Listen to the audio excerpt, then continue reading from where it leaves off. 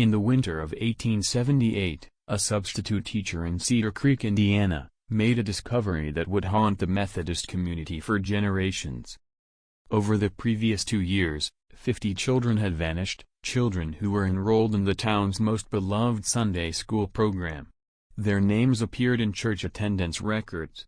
Yet, strangely, their families acted as though they had never existed.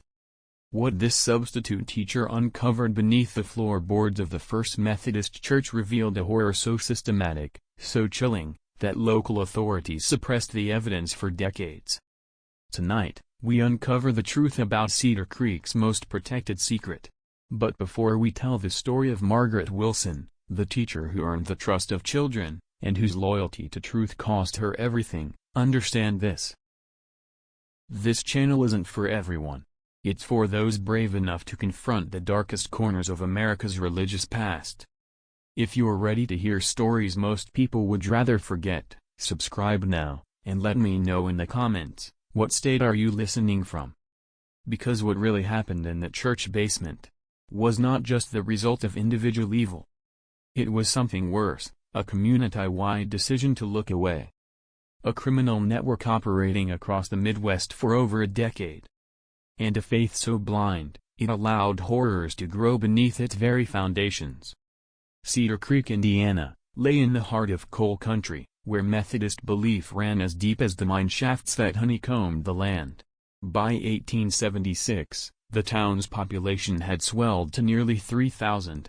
Most were God-fearing families drawn by the promise of steady work in the growing rail yards and coal pits that fed Chicago's industrial appetite.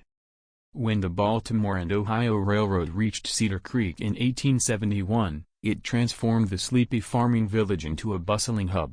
But growth came at a cost. Immigrant laborers, Irish, German, Italian, poured in. Their Catholic and Lutheran beliefs clashed with the dominant Protestant establishment.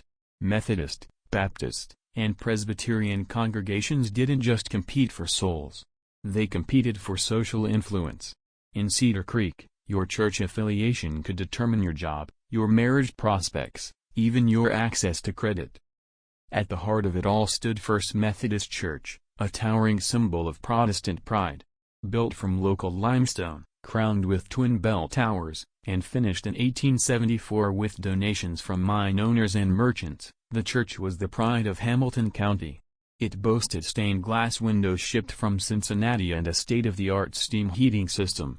On Sunday mornings, the pews were packed, the air thick with hymns and incense. But what truly set First Methodist apart was its Sunday school program, led by the formidable Margaret Wilson.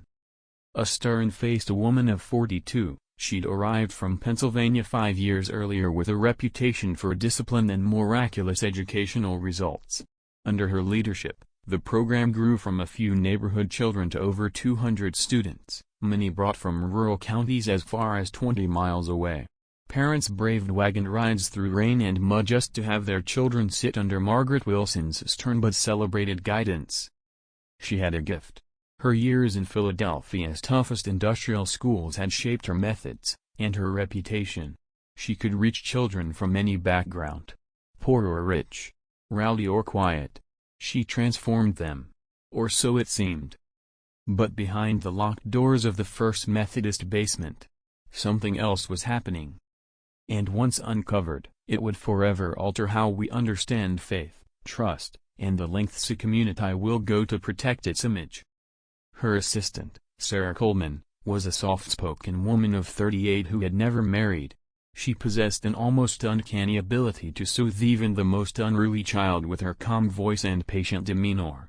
Sarah joined the program 2 years after Margaret Wilson's arrival, coming from a Methodist mission in Cincinnati where she had worked with orphan children. Her references were impeccable, and her devotion to the children's welfare appeared unwavering.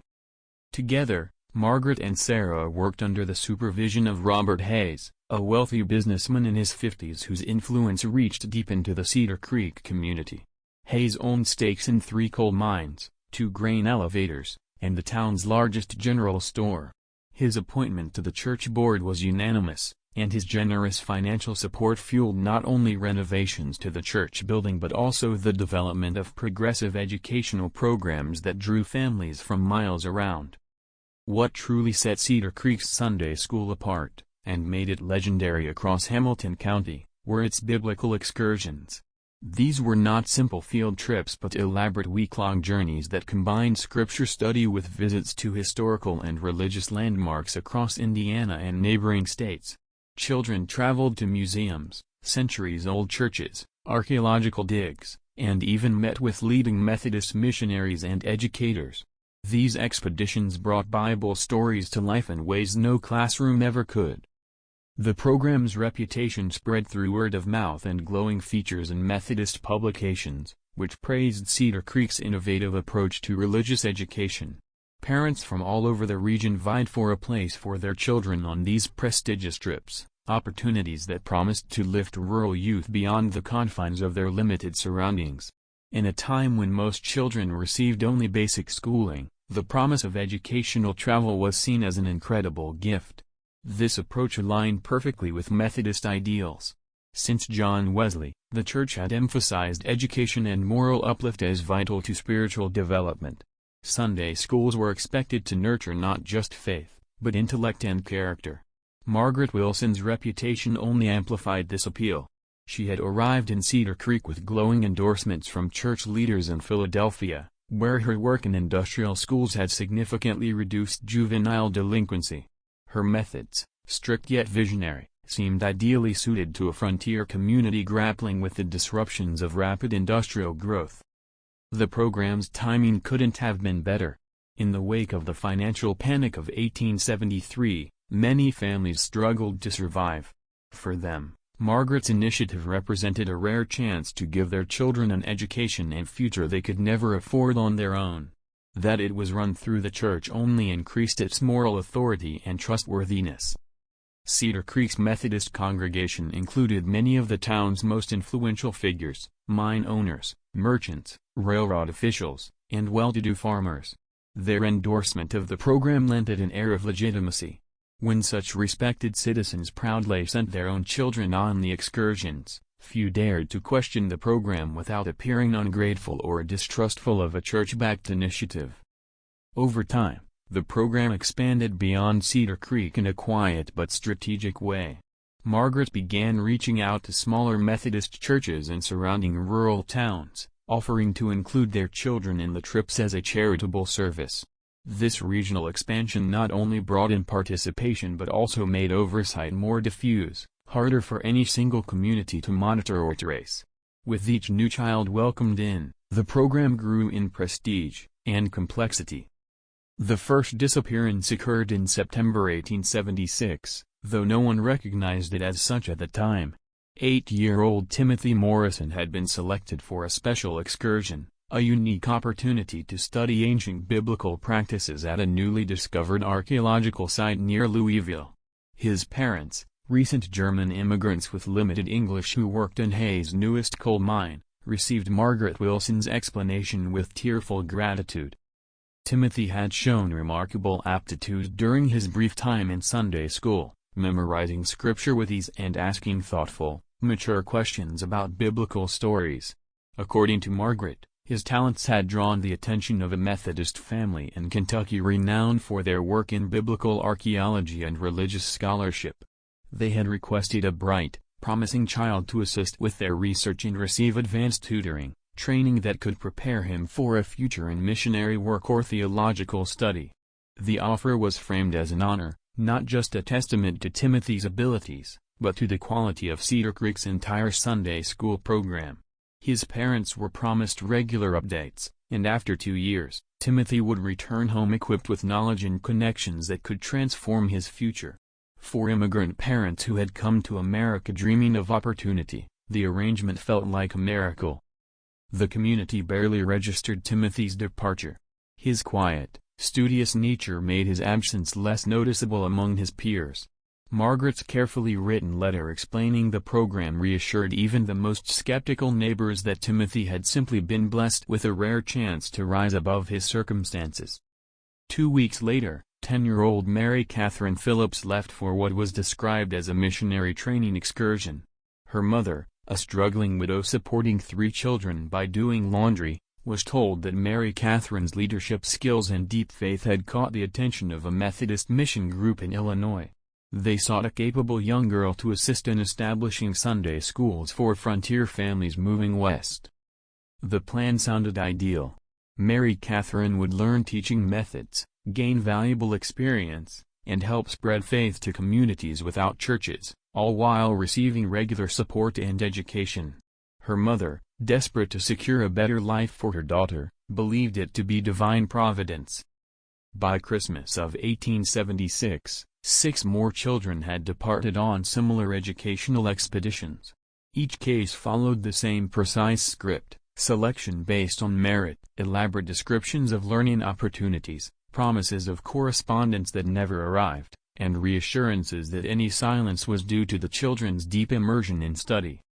What made the disappearances possible was not divine calling or academic merit, it was a system, carefully engineered by Margaret Wilson.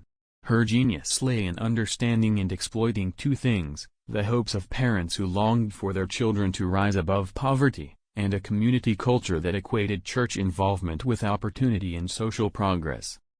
In Cedar Creek, questioning such a gift was unthinkable. To doubt the church's promise risked not just one's own child's future, but the standing of every family hoping for the same miracle. As Ellen Hartwell would later uncover, the selection of children for these so-called excursions was far from random.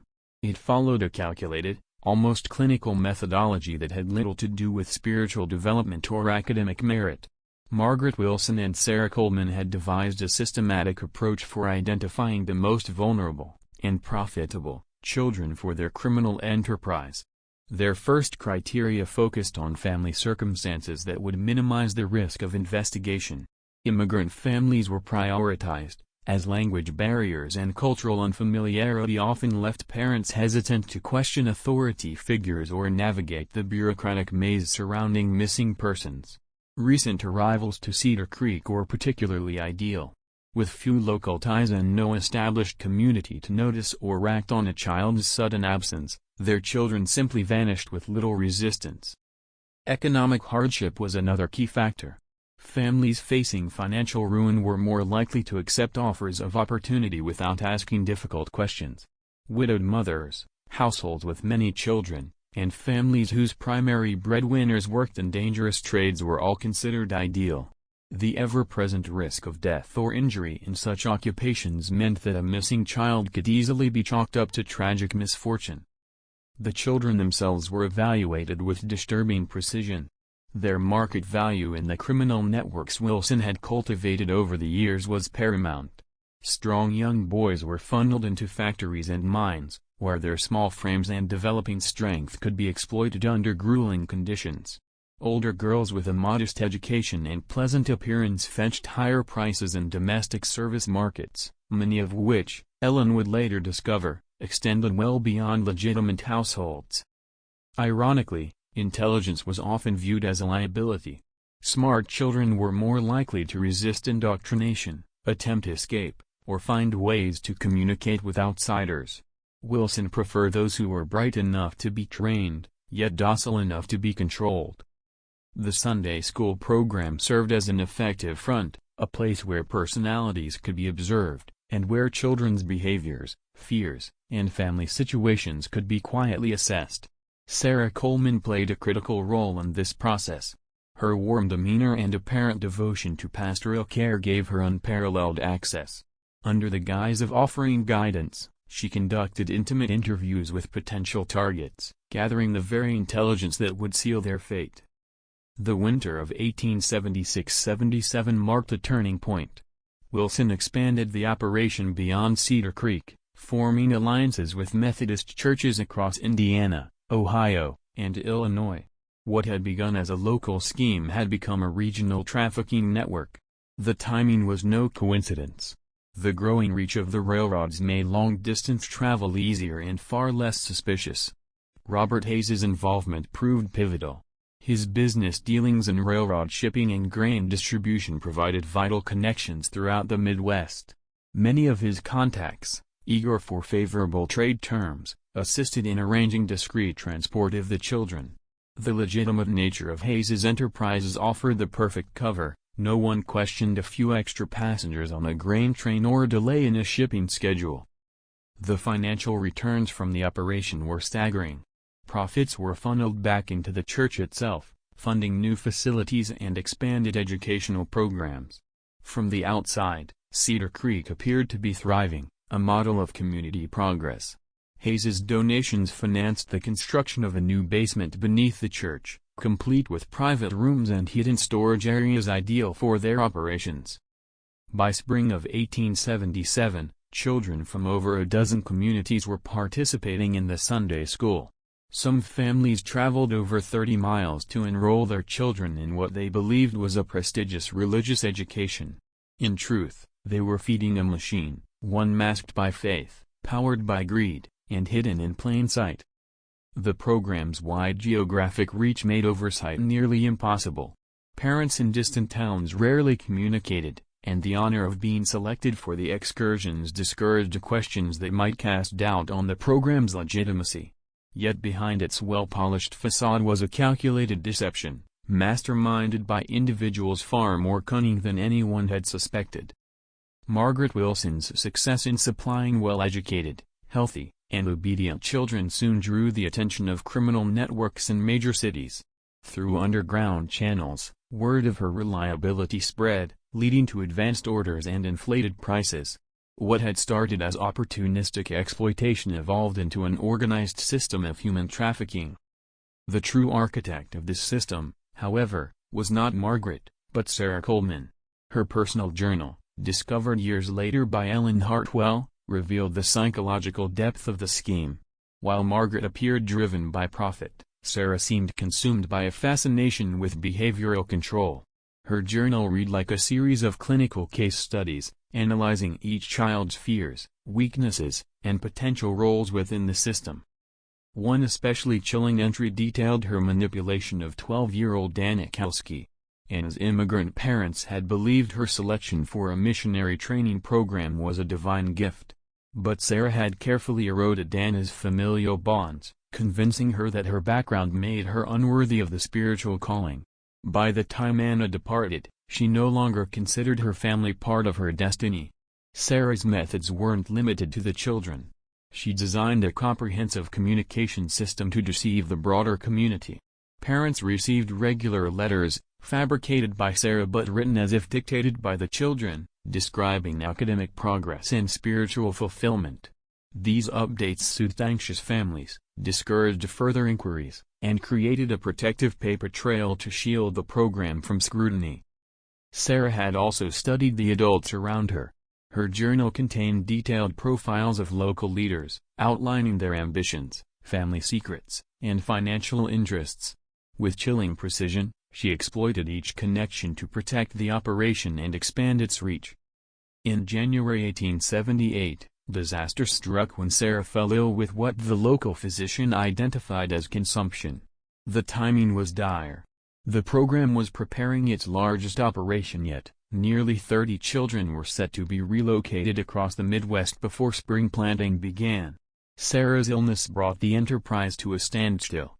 Her intimate knowledge of each child, and the delicate relationships she'd maintained, left Margaret Wilson struggling to manage alone. Meanwhile, Robert Hayes grew increasingly insistent that operations proceed, despite the mounting cracks in their carefully constructed illusion. Faced with a staffing shortage, the church board made the decision to hire 24-year-old Ellen Hartwell as a temporary substitute. A recent graduate of Indiana State Normal School, Ellen was an ideal candidate, highly qualified, professionally trained, and deeply committed to the principles of education. What the church leadership, and the conspirators, had not foreseen was that Ellen's rigorous training in record-keeping and educational assessment would ultimately expose the dark truth they had worked so hard to conceal. Ellen came from a devout Methodist family in southern Indiana. Her father was a circuit preacher, and her mother had taught in church schools throughout the region. Inspired by her upbringing, Ellen pursued formal teacher training with a personal mission, to improve the quality of religious education for rural children. When she arrived in Cedar Creek, she was genuinely enthusiastic about joining a program so highly praised within Methodist circles. At first, her observations seemed to confirm the program's stellar reputation. The children who remained enrolled were polite, biblically literate, and eager to learn. The school itself was well equipped, and the local community demonstrated strong support through generous donations and active involvement. Yet, Ellen's training had taught her not to rely on appearances alone. She knew that true educational success was measured through documentation, consistency, and results. When she requested access to assessment records, correspondence files, and student progress reports, Program Director Margaret Wilson offered vague explanations. She insisted that the program's structure was unique and that privacy concerns prevented sharing details about students placed with host families. But Ellen's concern deepened when she attempted to prepare lesson plans and realized that there were no records of what the now absent children had studied the previous year. Without this information, it was impossible to ensure continuity for the students still enrolled. Margaret explained that those children's studies had been highly specialized and bore little relevance to the general Sunday school curriculum. Yet this rationale didn't sit well with Ellen. Even more unsettling were the reactions she received from church members when she mentioned the missing students. Once proud parents now grew silent, changed the subject, or seemed to have no memory of the children at all. It was as if an entire generation of young lives had been quietly erased. Ellen's training had also covered the warning signs of educational fraud and institutional abuse, issues becoming more common as unregulated programs expanded across the country. What she saw in Cedar Creek matched many of these red flags: inconsistent record-keeping, resistance to oversight, evasive answers to reasonable questions, and isolation of children from outside contact. In February 1878, Ellen made her first bold move. She drafted a letter intended for the host families, hoping to open a line of communication between the absent children and their friends back home. This type of correspondence was standard in legitimate exchange programs, offering emotional support and academic accountability. But when she presented the idea to Margaret Wilson, the reaction was immediate and hostile. Margaret insisted such contact would disrupt the students' immersion and damage the delicate relationships with their hosts. Ellen was strictly forbidden from initiating any outreach and was warned that continued interference could cost her both her job and the church's trust. Unbeknownst to Margaret, however, the seeds of investigation had already taken root. Ellen had begun to uncover a truth that would unravel everything, and she wasn't about to stop. Ellen Hartwell's suspicions deepened when she uncovered a disturbing pattern. None of the churches or educational institutions allegedly receiving children from the Cedar Creek program had ever heard of it. Letters she sent to Methodist congregations in cities where the children were supposedly placed returned with polite but puzzled replies. No records existed, no files, no memories, nothing that linked those communities to Cedar Creek's so-called educational outreach. Her investigation took a decisive turn when she began examining the program's financial records. As a trained educator, Ellen knew that legitimate academic exchanges involved detailed documentation, contracts, insurance policies, and financial agreements between institutions. Yet Cedar Creek's files were conspicuously empty. There was no trace of any formal arrangements. Robert Hayes had long been celebrated as the program's chief benefactor, a respected businessman whose donations supposedly kept the operation afloat. But the deeper Ellen dug, the more his philanthropy appeared to be a facade. Church ledgers showed large, unexplained sums moving in and out of the program's accounts without any stated purpose.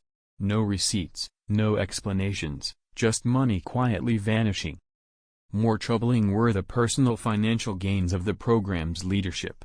Margaret Wilson had recently acquired substantial property in Cedar Creek and was rumored to be eyeing real estate in California. Sarah Coleman, despite her meager salary as a school teacher, had suddenly afforded an extended medical stay in Chicago. And Robert Hayes? His business empire had rapidly expanded, new stores in neighboring towns, fresh mining interests, and no sign of slowing down. Ellen's father had been a Methodist circuit preacher, and she had grown up familiar with the modest lifestyle expected of church educators and officials. The wealth suddenly enjoyed by Cedar Creek's leaders was unlike anything she had ever seen, and entirely inconsistent with the humility they publicly preached. Her unease turned to dread one Wednesday evening after she overheard a hushed conversation in the church basement between Margaret Wilson and Robert Hayes. They spoke in guarded tones, referencing shipments, accounts, and contacts in Chicago.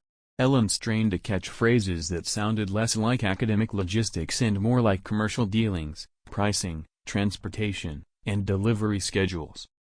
On the night of March 15, 1878, Ellen made a choice that would haunt her forever. Using her key to the church's education wing, she returned after services had ended. Determined to confront the truth, she crept through the silent, shadowy corridors. The wind howled outside, and the building's old steam pipes groaned with eerie, intermittent clanks.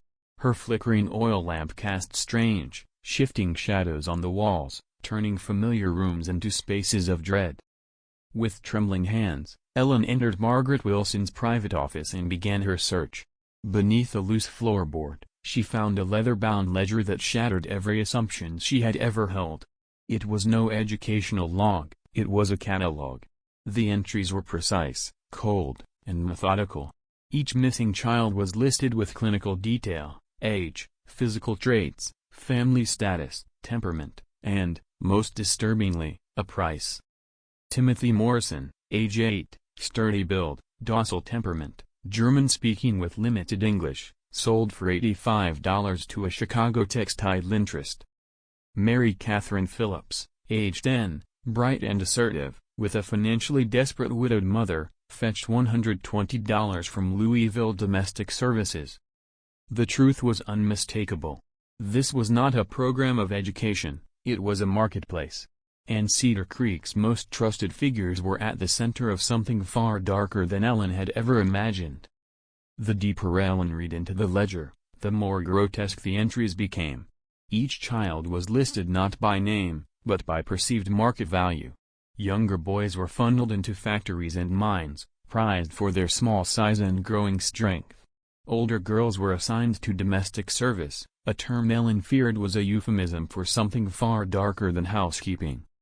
Addresses from Chicago, Louisville, Cincinnati, and St. Louis appeared beside each entry, along with coded references to individuals who could arrange transportation and forge documentation. But the most chilling pages were the financial records. Over a span of 2 years, Margaret Wilson, Sarah Coleman, and Robert Hayes had documented over $4,000 in profits from the sale of children, more than most families in Cedar Creek would see in a lifetime. Notations suggested this figure only reflected the recorded transactions. Hints of off-the-books deals implied the true profits may have been double or triple. The basement held even more damning evidence.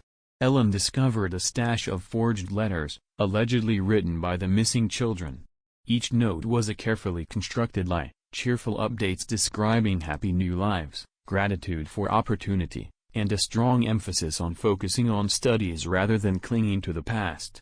Every letter warned against visits or continued correspondence, urging parents to let go. The handwriting was identical across all the letters. One person had written them all. In a locked drawer, Ellen found contracts, formal agreements with industrial firms and domestic agencies. Though written in veiled, coded language, their meaning was unmistakable: purchase orders for children.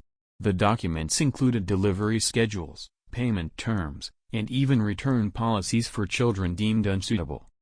The most damning evidence came in the form of letters between Margaret Wilson and her associates in major cities. Employers requested children of specific ages, temperaments, and physical builds. They offered higher prices for exceptional students and promised absolute discretion. It was a network, organized, efficient, and horrifyingly professional. A letter from a Chicago factory owner praised Margaret for the quality of her shipments, noting that children from Cedar Creek adapted well to industrial labor and caused fewer issues than those from other sources. The next shipment was to include children meeting precise criteria: age, strength, personality. Another letter from what Ellen believed was a Louisville institution requested girls aged 12 to 14 with agreeable manners and basic literacy. The implications were vile. As Ellen poured through the evidence into the early morning hours, the scale of the operation became terrifyingly clear. Cedar Creek's Methodist community had been carefully chosen. Trusting parents, social isolation, and a strong belief in education had made them ideal targets. The church's respected reputation and Margaret Wilson's status as an educator provided the perfect cover for trafficking on a systemic scale. The correspondence revealed connections far beyond Indiana. Margaret had been in constant contact with similar operations in Ohio, Illinois, and Pennsylvania, sharing tactics, markets, and warnings about law enforcement scrutiny. What Ellen had uncovered wasn't just a local tragedy. It was a small piece of a vast and well-oiled machine. And the children she had once taught and cared for were its most innocent victims. The network had grown into a highly organized criminal enterprise, with clearly defined roles, established transport routes, and precise coordination that maximized profits while minimizing exposure. Regional coordination allowed the traffickers to adapt quickly, shifting children between locations as law enforcement closed and or demand fluctuated. Cedar Creek, it turned out, had functioned as both a sanctuary and a waypoint, a temporary shelter for children from compromised operations in other states, and a launching point for victims moved elsewhere when local risks became too high. But the most disturbing revelation came from a personal artifact buried deep in the basement, Sarah Coleman's journal. Hidden behind a false wall in a storage room, the journal belonged to the woman once seen as a kind, nurturing figure within the church. In its pages, she revealed herself as the psychological mastermind of the operation. Her entries were clinical, methodical, detailing the fears, temperaments, and weaknesses of each child. She had been responsible for assessing their value and devising strategies to manipulate their compliance. Sarah had developed tailored techniques for breaking children's resistance. Intelligent children were persuaded that obedience was their only path to safety. Religious instruction was twisted into a tool of guilt and submission. Most chillingly, she documented how to identify and exploit each child's deepest fears to ensure control during their relocation. The journal also revealed that Sarah's reported illness had been a ruse. Her treatment in Chicago masked her coordination with network partners to finalize the largest transaction in the network's history, a bulk sale of over 30 children to industrial and domestic operations across the Midwest. Amidst financial records and letters, Ellen discovered something even more haunting: intercepted letters from children who had tried to escape or reach out to their families. Preserved as blackmail or leverage against untrustworthy partners, these fragments revealed the human cost behind the profits.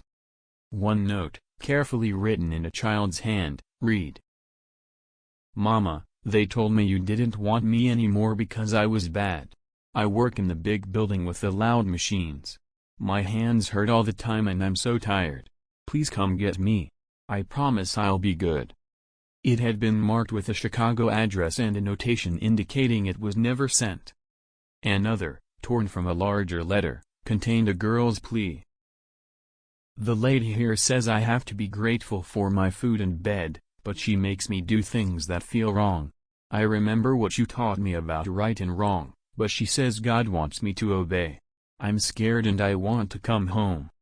Sarah's notations identified the handwriting as Mary Catherine Phillips. These fragments exposed the psychological abuse that paralleled the physical exploitation. Children were systematically conditioned to believe they were abandoned, that their suffering was punishment for moral failings, and that submission was not only necessary but righteous. The religious teachings that had first drawn families to the church had been corrupted into tools of domination. As Ellen sifted through the final documents, the full extent of the horror became clear. The conspirators had begun preparations to disappear entirely, taking their profits west to California under new identities. The children they left behind had not only been trafficked, but broken, shattered mentally and emotionally in ways that would make recovery nearly impossible. Even if the law could find and free them, the deeper wounds, of betrayal, manipulation, and lost identity, might never fully heal. This was not only a story of trafficking, but of psychological warfare designed to destroy any hope of escape or redemption. The timing of their plan had been meticulously orchestrated. It aligned with the completion of their largest financial transaction and the implementation of new railroad schedules that enabled swift travel westward. Under an alias, Margaret Wilson had already acquired property near San Francisco, while Robert Hayes had been discreetly liquidating his Indiana businesses and converting assets into portable, easily transportable forms. Meanwhile, Sarah Coleman's fabricated illness served as a convenient pretext for her quiet retreat from public life, giving her time to prepare for departure. The upcoming excursion was designed to be their final operation, one that would yield enough money to fund a comfortable early retirement. Their plan was not only thorough but deeply calculated. Contingency measures were in place for every conceivable risk, from exposure to pursuit. They had forged documents, mapped escape routes, and secured contacts within the criminal underworld who could help them vanish without a trace. Letters revealed an even darker side of their preparations. They had discussed silencing any potential witnesses who might jeopardize their plan. Ellen's discovery of this vast conspiracy revealed the terrifying urgency of the moment. The conspirators weren't planning a gradual disappearance, they intended a rapid and total vanishing act, leaving no one behind to seek justice. The 23 children selected for the upcoming trip weren't just at risk of exploitation. They were on the verge of being swallowed into a criminal network stretching across the continent. Ellen alone possessed the truth and the evidence. That knowledge became an unbearable weight. Acting too slowly could doom the children forever, yet moving too soon might drive the perpetrators deeper underground, allowing them to continue their crimes elsewhere. It was a harrowing dilemma. Her breaking point came with Margaret Wilson's announcement of their most ambitious journey yet, a month-long trip to biblical historical sites, taking the 23 children as far as Philadelphia and possibly Boston. Ellen quickly understood that this wasn't an educational tour, it was the final harvest before the conspirators vanished with their profits. The situation was made worse by the fact that Ellen had no allies. Local law enforcement was compromised, many officers owed their positions to Hayes' political influence. The Methodist hierarchy, proud of Cedar Creek's prestigious program, would view any accusations as slander, possibly career-ending for Ellen. And yet the children set to travel were among the most vulnerable in the community, innocent students she had come to love, now unknowingly stepping into danger. Then came the final clue, Sarah Coleman's departure for medical treatment in Chicago. It perfectly coincided with the final stages of the financial operation. Ellen realized she could wait no longer. On March 28, 1878, Ellen Hartwell returned to the church basement one last time, not to investigate, but to act. She took the ledger, the letters, Sarah Coleman's journal, and every document that confirmed the conspiracy. She knew this theft would expose her to retaliation, but it was her only hope of forcing authorities to respond before the children were lost forever. Her gamble had both immediate and tragic consequences. As soon as the documents were discovered missing, Margaret Wilson panicked, advancing the trip by a full week and altering the destination to throw off any pursuit. The final move was underway. But it was Ellen's desperate midnight ride to the county seat in Noblesville that changed everything. Clutching a bundle of attendance records and handwritten notes, she burst into the chambers of Circuit Judge William Marshall with evidence that demanded immediate attention. What he read shook him to his core. The conspiracy was vast. It was real. And it was horrifying. Judge Marshall acted without hesitation. He sent urgent telegrams to law enforcement agencies in Chicago, Louisville, and beyond. Within hours, coordinated raids were underway. 11 children were rescued, some just moments before they would have disappeared forever into the shadows of the urban underworld. Yet what unfolded next was darker than anything Ellen had imagined. The network extended far beyond Cedar Creek, stretching across the Midwest and linking to criminal syndicates in multiple states. On March 30, 1878, the arrests of Margaret Wilson, Sarah Coleman, and Robert Hayes sent shockwaves through the Methodist community. They were caught at the Cedar Creek train depot, preparing to flee west with large sums of cash and forged documents. Their capture exposed the final threads of a web Ellen had spent months painstakingly unraveling.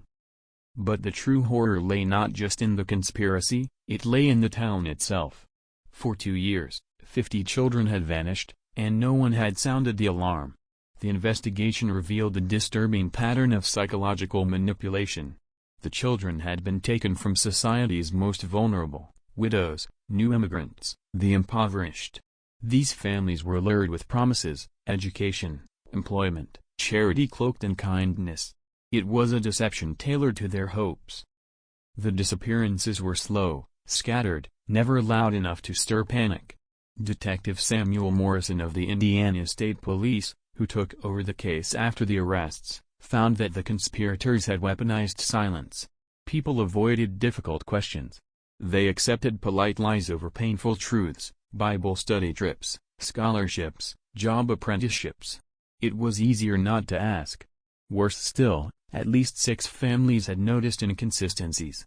They had doubts, suspicions, but fear kept them quiet.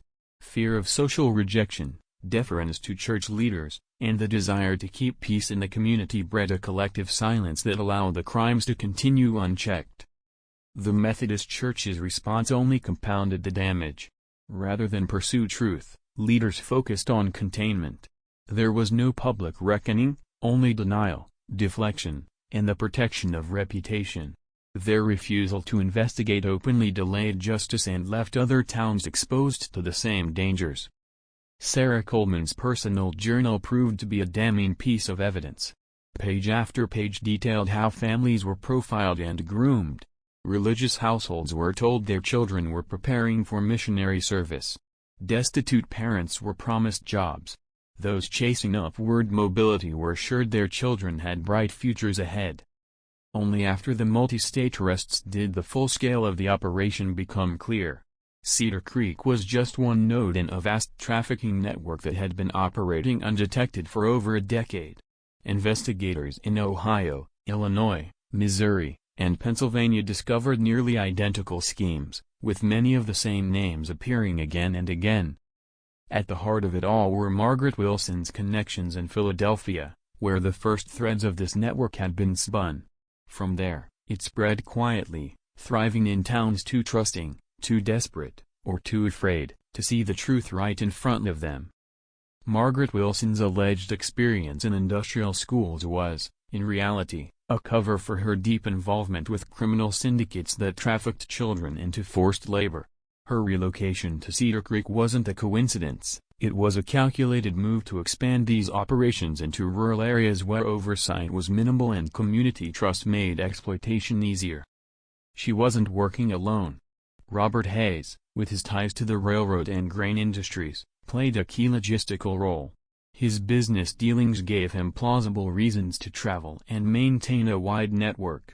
His warehouses and transportation lines were instrumental in moving children across state borders without attracting the attention of law enforcement or transit officials.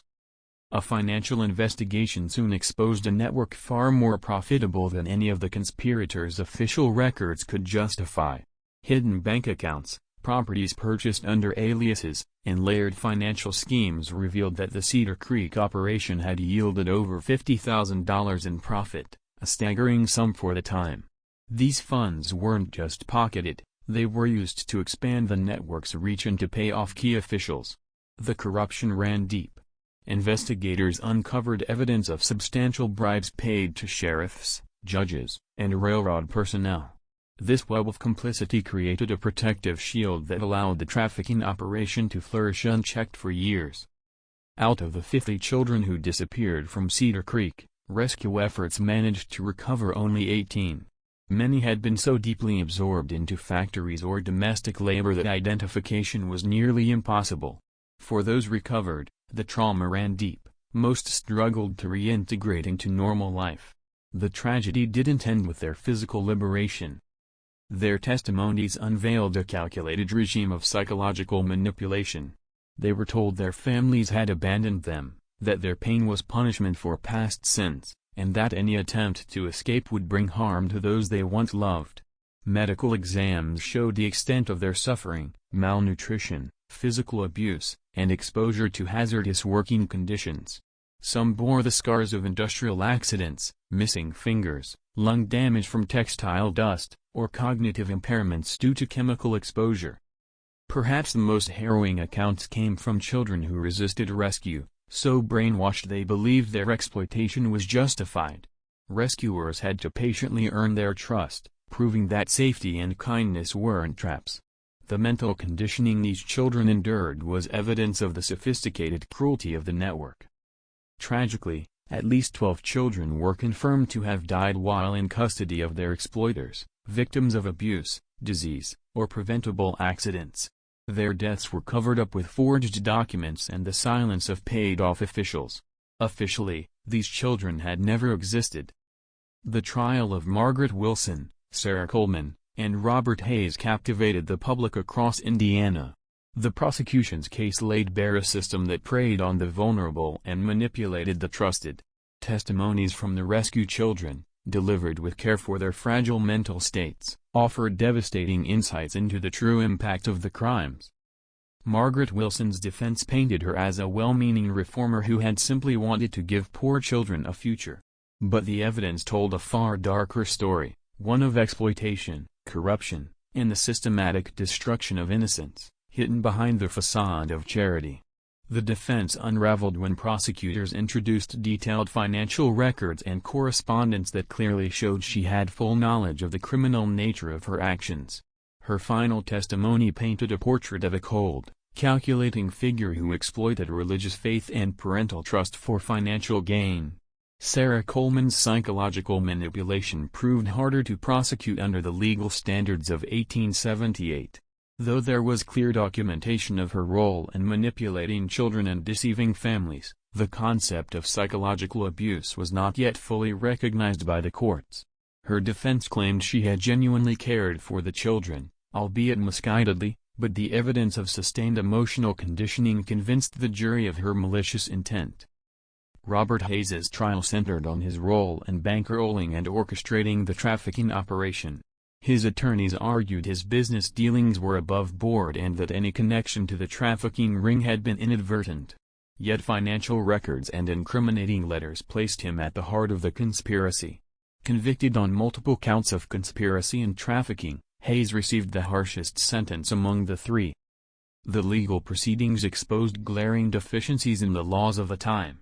Prosecutors were forced to rely on general fraud, kidnapping, and conspiracy statutes, none of which were crafted to address the scale and complexity of organized child trafficking. The operation's multi-state nature highlighted the lack of coordination between jurisdictions, a problem that would persist for decades. The Methodist Church's response to the scandal further deepened the community's wounds. Rather than launching a thorough investigation, church leaders prioritized public relations over accountability. They claimed the perpetrators had deceived the church as thoroughly as they had deceived the public. While technically accurate, this stance ignored the institutional failures that had allowed the conspiracy to thrive, failures like lax oversight, non-existent verification procedures, and a culture of blind trust in authority. No meaningful reforms were implemented, and victims' families were offered no support. For the grieving parents, the church's indifference compounded their suffering. Their faith had been betrayed, their children lost, and their pain met with silence. Local law enforcement bore its share of blame. Sheriff Thomas Bradley's inquiry revealed that multiple warnings and suspicious incidents had been ignored or dismissed during the 2-year span of the operation. Corruption, incompetence, and a reluctance to confront respected local figures created ideal conditions for exploitation to flourish. Even the railroad companies, whose lines were used to move children across state borders, escaped accountability. While their employees had accepted bribes to look the other way, the absence of proper oversight and verification protocols made the operation logistically feasible. Yet no changes to transportation security or passenger verification emerged from the scandal. Ellen Hartwell, the substitute teacher who uncovered the conspiracy, became both a symbol of courage and a target of resentment. While some hailed her as a savior, others blamed her for tarnishing the town's image. The social backlash was so intense that she was eventually forced to leave Cedar Creek. Though she saved 23 children from immediate danger, the fate of the 32 who had already vanished haunted her for the rest of her life. Her bravery exposed a deep rot, but it also came at a devastating personal cost. Ellen was haunted by the knowledge that if she had acted sooner, she might have prevented more children from disappearing. The guilt she carried could not be eased by logic or professional reasoning. Her involvement in the Cedar Creek case took a heavy toll on her career. Many educational institutions viewed her not as a whistleblower, but as a disruptive presence, someone who had broken professional boundaries by investigating her own colleagues and superiors. Attempts to introduce reforms in later positions, such as verification procedures and oversight systems, were often met with resistance. Administrators clung to traditional values rooted in trust and personal relationships, rejecting her more systematic approach. Professionally isolated, Ellen also faced deep personal consequences. The scandal left her socially ostracized, and her reputation discouraged potential suitors. Her growing mistrust of people, shaped by betrayal and disillusionment, further isolated her. She never married. Ellen spent the rest of her career moving from one teaching role to another, rarely staying long enough to build meaningful ties. Despite the personal cost, she remained committed to child safety and institutional reform. Her speeches and writings consistently emphasized the need for oversight, accountability, and rigorous monitoring in educational settings. Though her ideas were seldom embraced during her lifetime, they helped lay the groundwork for later improvements in child protection and educational standards. The Cedar Creek scandal left a deep and lasting scar, not just on Ellen, but on the community and the nation. Media coverage of the investigation brought unprecedented attention to the dangers of child trafficking and the vulnerabilities of rural communities. However, the momentum for change faded quickly, and without systematic reform, much of the heightened awareness failed to translate into lasting protections. Within the Methodist denomination, the scandal prompted internal changes. Though no sweeping reforms followed immediately, the church began to implement stricter oversight of programs involving children. The legal and public backlash pushed the denomination toward gradually enhancing scrutiny of its activities, measures that may have prevented similar abuses in other communities. Cedar Creek itself suffered immense financial and social fallout. Once seen as a respectable and thriving town, its reputation was permanently tarnished. Businesses withdrew, families left, and population numbers declined. Those who had lost children found it unbearable to stay in a place so deeply tied to their trauma. Over time, the town faded from a bustling industrial hub into a struggling rural community. Law enforcement agencies across state lines also felt the ripple effects. The case exposed the inability of local and state authorities to combat organized, interstate crime. Though real coordination among law enforcement wouldn't take hold until the early 20th century, the Cedar Creek investigation set critical legal and procedural precedents for future federal involvement in similar crimes. The fate of the 50 missing children remained a tragic symbol of both hope and failure. Their outcomes varied widely. Some were able to return home and eventually rebuild their lives, while others endured lasting psychological and physical harm. With no structured support systems for trafficking survivors, recovery often depended on family support and personal resilience. 20 years after the arrests, a follow-up investigation sought to uncover the final outcomes for all the children.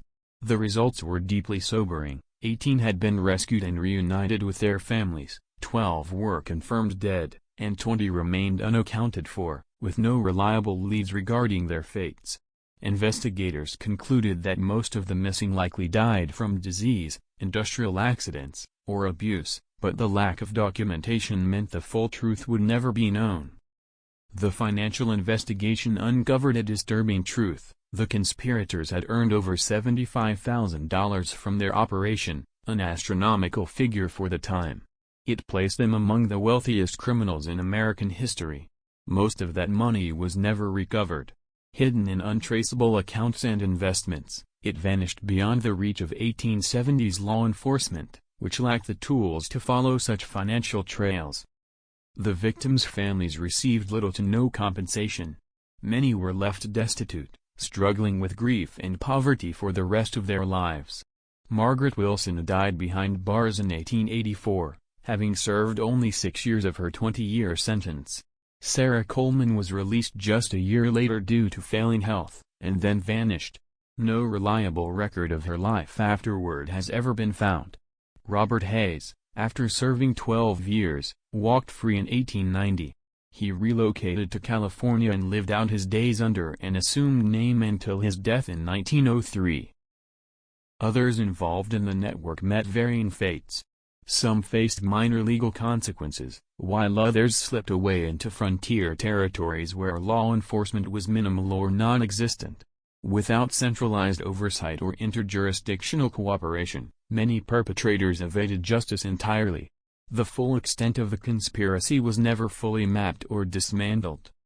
More than a century has passed since the Cedar Creek tragedy, yet its lessons remain hauntingly relevant.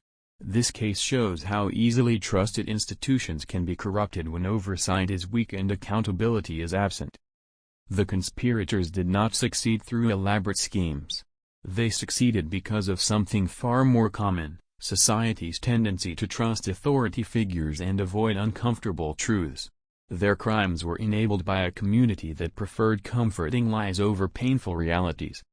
Perhaps the most chilling truth is this: their success wasn't the result of genius, but of ordinary human failings, greed, willful ignorance, and blind faith in authority. The system they built required planning, yes, but its foundation rested on social norms that still exist today. In any place where people value comfort over vigilance, such evil can find fertile ground. Sarah Coleman's psychological manipulation of children underscores the devastating power of authority when misused. Her methods weren't complex by today's standards, but they were brutally effective against children raised to obey adults without question. The very religious framework meant to protect them was twisted into a weapon to ensure silence and compliance. Yet amid the horror, there was one light: Ellen Hartwell. Her bravery in exposing the conspiracy stands as a powerful example of moral courage. Risking her safety, her career, and her place in the community, she chose to speak up for children she barely knew. In doing so, she reminds us of a critical truth: real change often begins with one person who refuses to stay silent. But her story also shows the cost of speaking out. Ellen faced hostility from her own community, proof of how difficult it can be to confront systems that people trust, even when those systems hide monstrous secrets. If you've followed this story to the end, then you're someone unafraid to confront the darkest corners of our past. Ellen Hartwell's courage reminds us of the power of a single voice. The question is, what would you have done in her place? Would you have asked the hard questions when everyone else looked away? Share this video with someone who appreciates true crime stories that don't shy away from uncomfortable truths. If this tale gave you chills, hit the like button, and subscribe for more haunting stories from America's hidden religious history. The Cedar Creek tragedy raises questions we're still grappling with today. How do we protect the vulnerable without breeding paranoia? What safeguards can prevent exploitation while preserving community trust? How do we balance the presumption of innocence with the urgent need to protect those in harm's way? Modern child protection systems have evolved, thanks in part to lessons from cases like Cedar Creek. But new threats continue to emerge, as technology, institutions, and social dynamics change. Evil adapts. The question is, the vulnerabilities that the Cedar Creek conspirators preyed upon, parental hopes, economic hardship, and blind trust in authority, are as present today as they were over a century ago. These deep-rooted human instincts continue to pose serious challenges for those tasked with safeguarding children and other at-risk groups. The institutional failures uncovered in the Cedar Creek case, poor oversight, resistance to accountability, and the prioritization of image over victims, still echo in modern scandals involving religious groups, schools, and other trusted institutions. While the tactics may evolve, the patterns remain chillingly familiar: self-protection at the top, silence from the complicit, and abandonment of the most vulnerable. Perhaps the most powerful takeaway from Cedar Creek is that prevention demands action, not trust. Ellen Hartwell didn't uncover the truth because she was extraordinary, but because she insisted on facts, questioned the official story, and demanded answers when others simply looked away. Her determination shows us that protecting the innocent doesn't require heroism, just courage, persistence, and the willingness to ask the hard questions.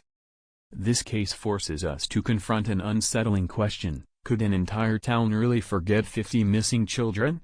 Or were there others who knew, and chose silence? Were Margaret Wilson and her accomplices true monsters? Or just ordinary people who gave in to greed and opportunity? Let us know what you think in the comments. How do you believe tragedies like this can be prevented today? If this story of buried horror gripped you, and you want to explore more of America's darkest religious secrets, don't forget to subscribe, hit the notification bell, and share this with someone who dares to uncover the uncomfortable truths of our past. Because the Cedar Creek mystery reminds us of one thing: protecting the innocent requires vigilance, and sometimes, the greatest evil hides behind the mask of goodness. See you in the next story.